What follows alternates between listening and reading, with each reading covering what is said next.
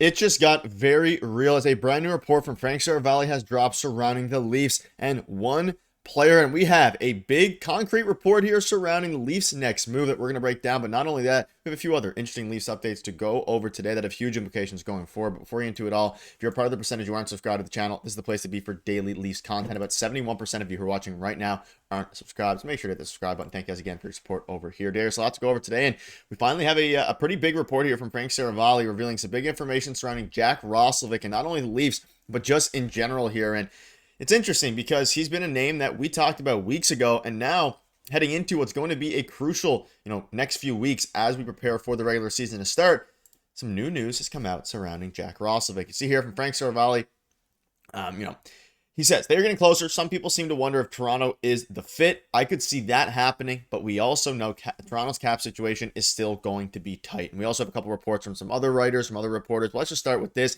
It's getting close with Jack Roslovic, which obviously makes sense because the regular season starts pretty soon, so you can't get much closer than this, couple months away. And B, he links to the Toronto Maple Leafs again, but not only that, doesn't mention any other teams in heavy pursuit. He didn't say Toronto and then some other teams.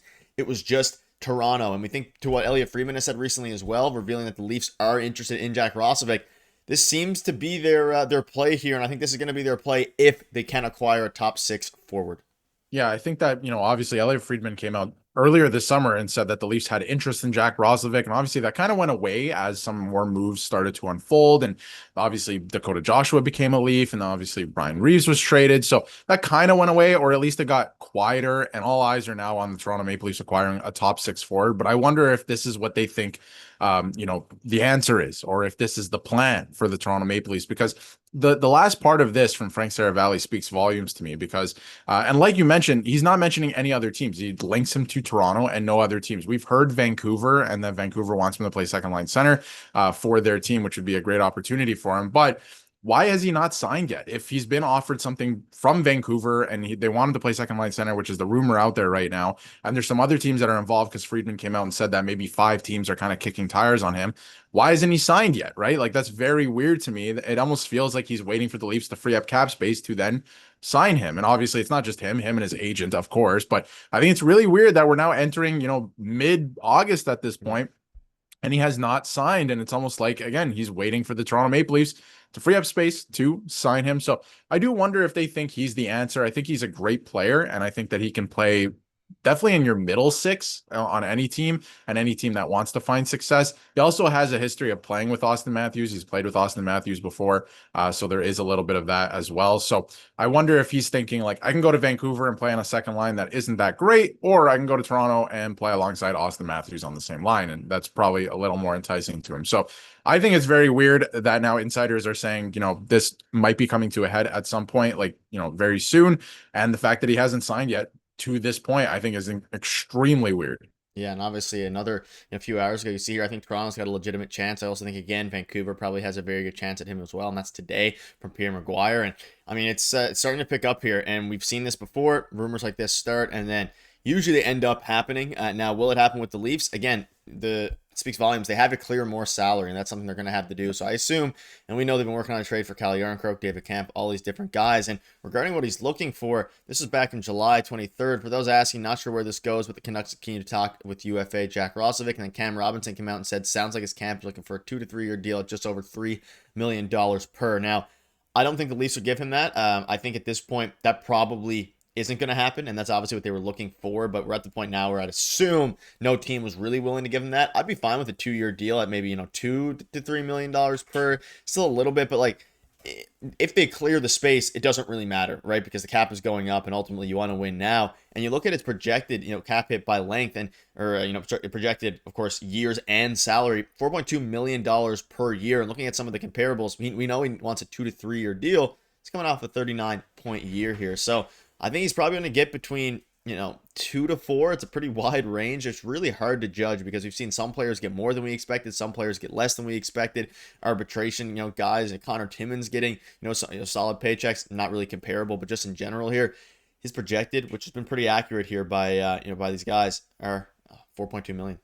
Yeah, and I think that, heading into this season, I'm kind of done with the musical chairs thing. Of course, like there's injuries and all these things, but I'm kind of sick and tired of like from November to December, McMahon's on the second line or Holmberg's on the second line, and then we switch it around the next 2 months again, and guys are up and down. And then when you look at their projected points and what they've actually put up this season, like you can't really make a judgment on it because they're playing on different lines like every other game.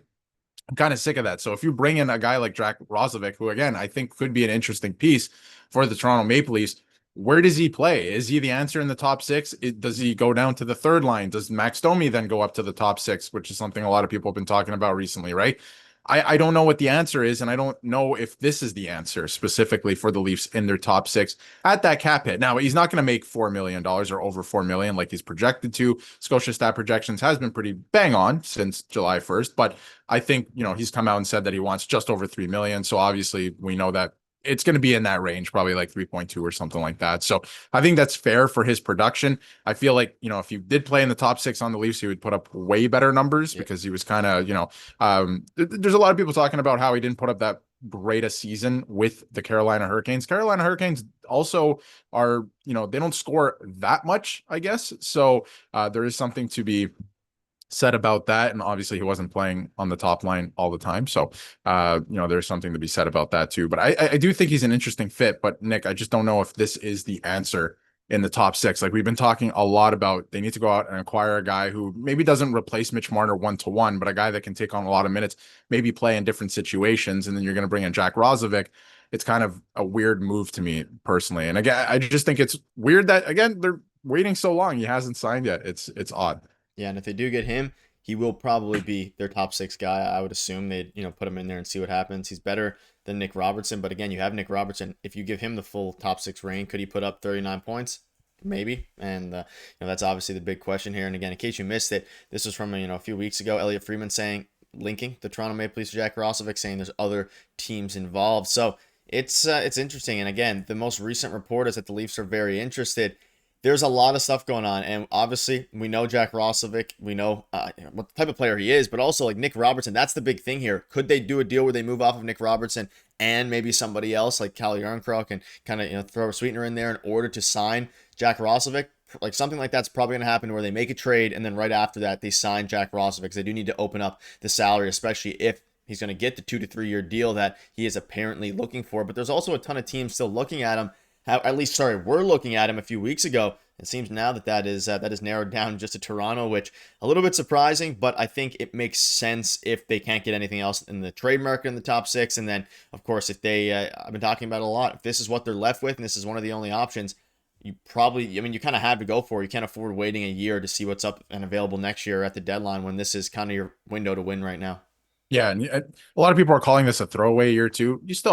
Austin Matthews is not getting any younger. You have to try to win the Stanley Cup, right? So it's not a throwaway year. And like you said, if this is and make no mistake about it, I think he is the best option left, right? Via free agency, at least. They can make a trade and go out and get anyone they want, really, in theory. But he's the best option available via free agency where you don't have to give up, assets in return. Obviously, you have to pay him, but you don't have to give up any assets. So that's something to consider as well, both sides of the table there. But ultimately, I think this is a confusing move. I think that it could work out in the Leafs' favor, but with the way that the team is currently constructed, unless they're making a significant move that we don't see coming, that's, outside of David Kemp and Calle Jarnkrok, I think it's a weird one. And again, it can work out, but I just don't know if he's the answer in the top six because, his season wasn't that great last year and he's never really put up any crazy points. But again, you don't need to replace Mitch Marner 1-to-1. You don't need to replace those 100 points. I think you have more scoring throughout the lineup as it is right now already. So I think the Leafs are headed in a good direction, but this would be a confusing one for me. Yeah, listen, I have a lot of thoughts. Or do you want to see him on the Leafs or would you rather than pursue someone else? See you guys later.